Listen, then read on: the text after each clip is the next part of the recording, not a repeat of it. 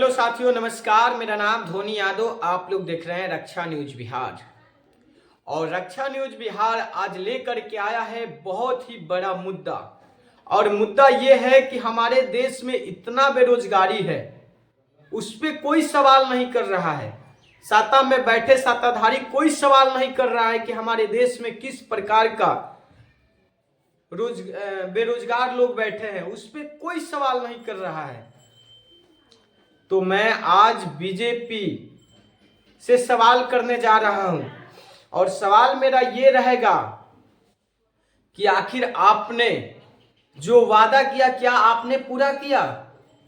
अब आपको किस लिहाजे पे भारत की जनता आपको वोट देगी, आप हमको बताइए। और आम पब्लिक से मैं रिक्वेस्ट करना चाहता हूं कि आप लोग जरूर सवाल करिए, क्योंकि सवाल करना जरूरी है।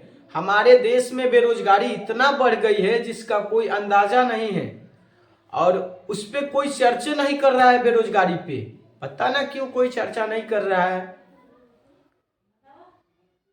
तो सबसे बड़ा मुद्दा है हमारे देश में बेरोजगारी।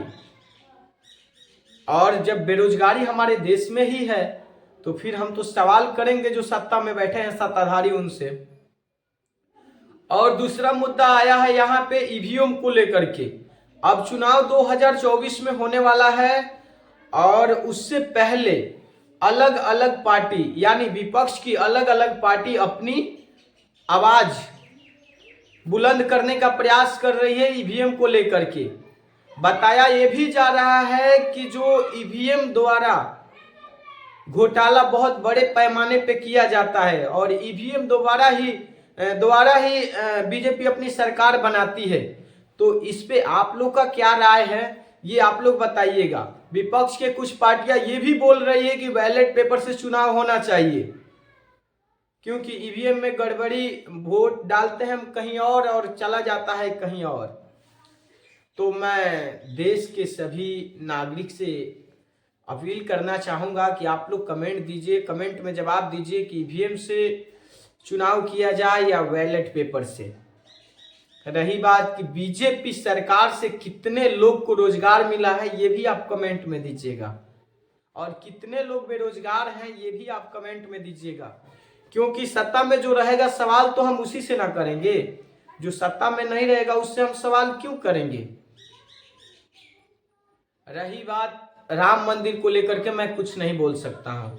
क्यों नहीं बोल सकता हूँ? क्योंकि पता है अपने जगह पे हर चीज सही, अपने जगह पे स्कूल भी सही है, अपने जगह पे मंदिर भी सही है और अपने जगह पे अस्पताल भी सही है। संसार में बहुत सारे लोग हैं और हर लोग एक साथ खुशी और एक साथ दुखी नहीं रह सकता है। जो खुश रहता है वो अपने धार्मिक स्थल पे जाता है, वहां पे पूजा पाठ करता है। जो दुखी रहता है वो अस्पताल में जाता है। जब छोटे छोटे बच्चे, हम हो या कोई भी हो, जिसको ज्ञान नहीं होता है वो विद्यालय में जाता है। तो ये सब चीजों पे हमें सवाल नहीं उठाना चाहिए, ठीक है।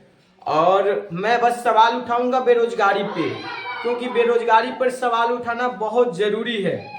बीजेपी 2024 में फिर नए नए जुमलेबाजी करके आएगी और अपना सरकार बनाएगी, ये मुझे भी पता है, सबको पता है।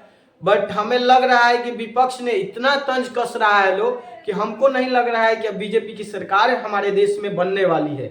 इसलिए नहीं बनेगी क्योंकि बताया जा रहा है कि बैलेट पेपर से चुनाव किया जाएगा। तो आप ही बताइए ना। कुछ लोग तो विपक्ष के भी बता रहे हैं ना कि सत्ता में बैठे सत्ताधारी ईवीएम के द्वारा ये लोग इलेक्शन जीत जाते हैं। तो जब बैलेट पेपर से चुनाव होगी तब कैसे जीतिएगा सरकार? तो अब देखने वाली बात है और देश की जनता क्या राय देती है कमेंट में, उसके हिसाब से फिर अगले बार मैं कोई अच्छा सा न्यूज लेकर के आऊँगा। जय हिंद।